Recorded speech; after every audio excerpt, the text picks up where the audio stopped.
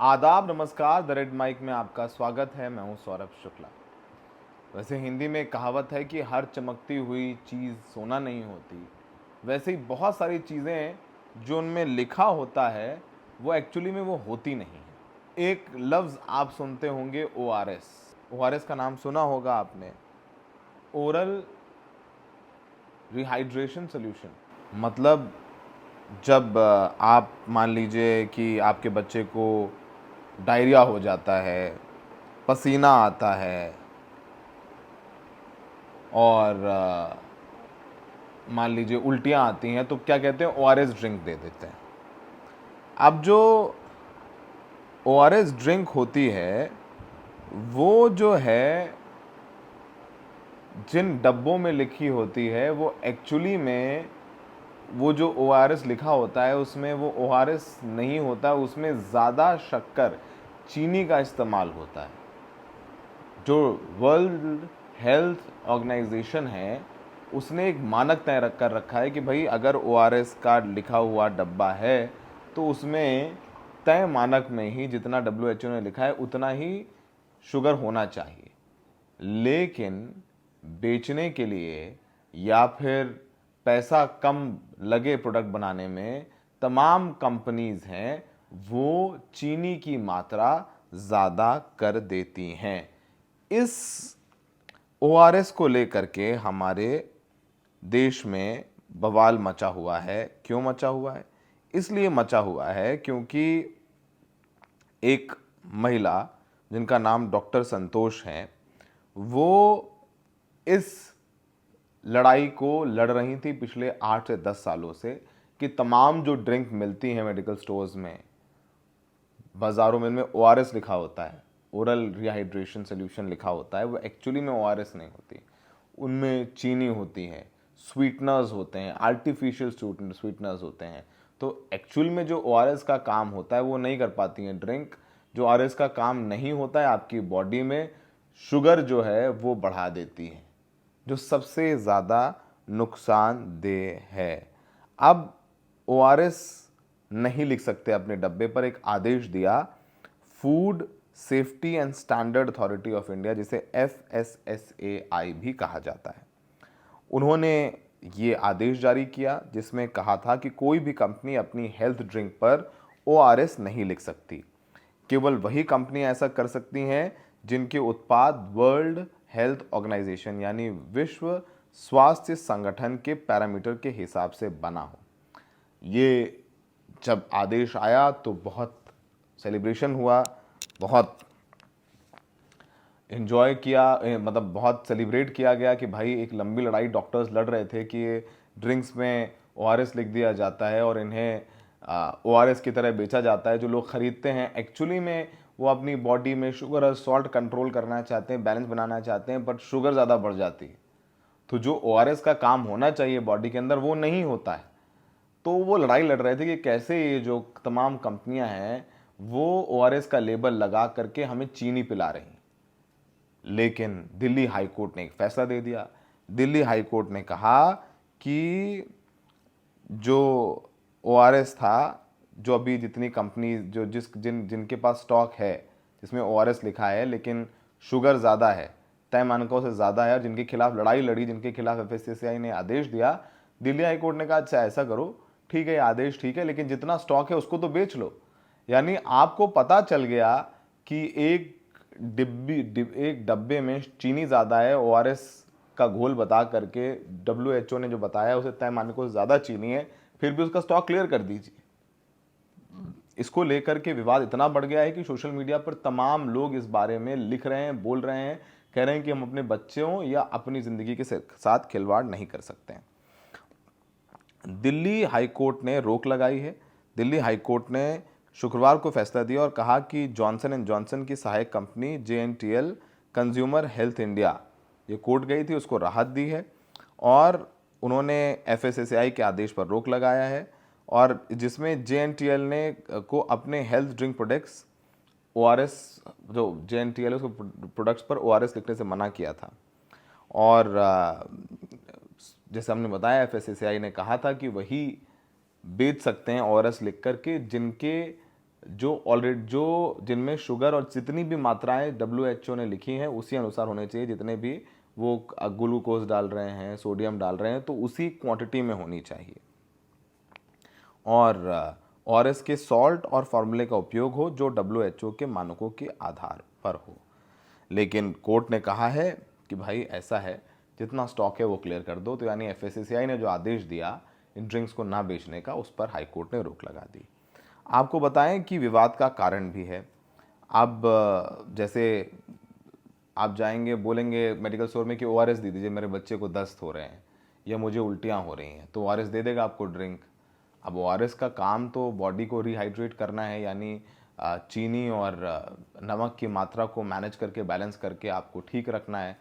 लेकिन चीनी बढ़ जाए ज़्यादा, जिससे और नुकसान हो जाए बॉडी में, आपको शुगर होने का खतरा हो जाए, डायबिटीज़ होने का खतरा हो जाए, तो यानी पर्पस तो सॉल्व नहीं हुआ जो ORS का होना चाहिए था।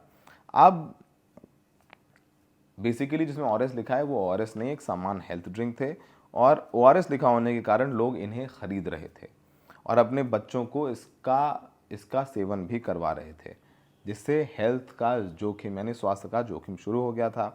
अब जैसे हमने बताया कि हैदराबाद की डॉक्टर शिवरंजनी संतोष ने इसके खिलाफ आवाज़ उठाई और कई सालों के संघर्ष के बाद वो FSSAI को मजबूर कर पाएँ कि आदेश दें कि इन प्रोडक्ट्स पर बैन लगाया जाए। और अब लेकिन ऐसा नहीं होगा, दिल्ली हाई कोर्ट ने रोक लगा दी है। डॉक्टर शिवरंजनी संतोष का कहना था कि कई कंपनियां अपने हेल्थ ड्रिंक पर ORS लिखती हैं, लेकिन उनमें ORS का सॉल्ट WHO के मानकों के आधार पर नहीं होता। ऐसे कई पैकेट्स में चीनी की मात्रा तय मानक से अधिक होती है और इनमें आर्टिफिशियल स्वीटनर भी मिलाया जाता है, जो सेहत के लिए खतरनाक होता है। FSSAI ने कहा था कि ORS का काम शरीर में पानी की कमी को पूरा करना है, लेकिन कुछ ब्रांड में शुगर लेवल अधिक है। अब बेसिकली ORS का काम क्या होता है? आपकी बॉडी में इलेक्ट्रोलाइट्स हैं, उनकी कमी को पूरा करना। जब डिहाइड्रेट होते हैं आप, पसीना ज़्यादा आता है, उल्टी होती है, आपको लूज मोशंस होते हैं, तो आपकी बॉडी में इलेक्ट्रोलाइट्स कम हो जाते हैं। ORS लेते हैं तो इलेक्ट्रोलाइट्स की मात्रा आपकी बॉडी में आती है, जो आपको थोड़ा सा मैनेज करती है, आपको रिहाइड्रेट करने की कोशिश करती है। और अब जो डॉक्टर हैं, जो WHO है उसके मुताबिक 1 लीटर साफ पानी में 5 से 6 चम्मच चीनी और 1 चम्मच नमक होना चाहिए। इसमें किसी भी तरीके की स्वीटनर या कलर के लिए केमिकल का यूज़ नहीं होना चाहिए। और यही सारे डॉक्टर्स भी बोल रहे हैं कि अब ORS की मात्रा, मान लीजिए है किसी डायबिटीज़ के पेशेंट को ORS की ज़रूरत पड़ गई और वो ORS ले लेता है, तो जाहिर सी बात है कि उसमें चीनी की मात्रा ज़्यादा है और उसको ऑलरेडी डायबिटीज़ है। जब ऑलरेडी डायबिटीज़ है तो फिर उसको नुकसान हो जाएगा। अब जब से आदेश आया है, चाहे वो लीवर डॉक्टर हों या और कोई हों, वो सब लिख रहे थे कि भाई ये कितना अच्छी चीज़ है, जो लोग हेल्थ एक्सपर्ट्स हैं लिखते रहते हैं। लेकिन अब हाई कोर्ट का फैसला आ गया, यानी वो ड्रिंक जो FSSAI कह रहा है कि तय मानकों के आधार पर नहीं है, उसने रोक लगा दी उन ड्रिंक्स पर। लेकिन हाई कोर्ट ने कहा नहीं, हम रोक हटाते हैं। तो फिर ये तो हमारे जीवन के साथ सीधा सीधा खिलवाड़ हो गया।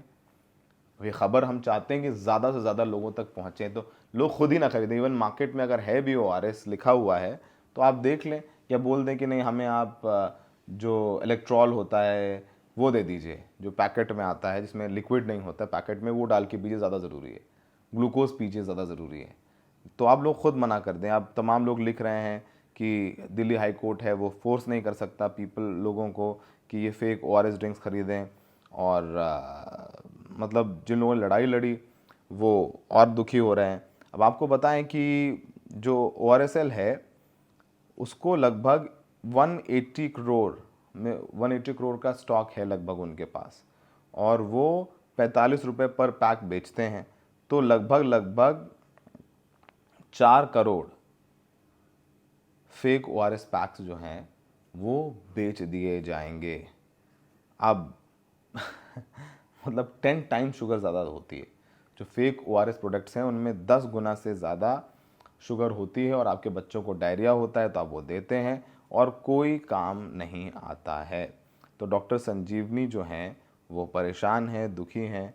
वो कह रही हैं कि मतलब उनका ये जो आखिरी जो ट्वीट है वो कह रही हैं कि वो नरेंद्र मोदी को टैग कर रही हैं, जेपी नड्डा जो हेल्थ मिनिस्टर उनको टैग कर रही हैं कि ये it is a national shame that FSSAI has consented to the request by JNTL for stay order to dispose of a stock of high sugar ORSL। यानी ये एक राष्ट्रीय शर्म की बात है कि जो कंपनी है उसे अपना स्टॉक क्लियर करने का आदेश दे दिया गया है।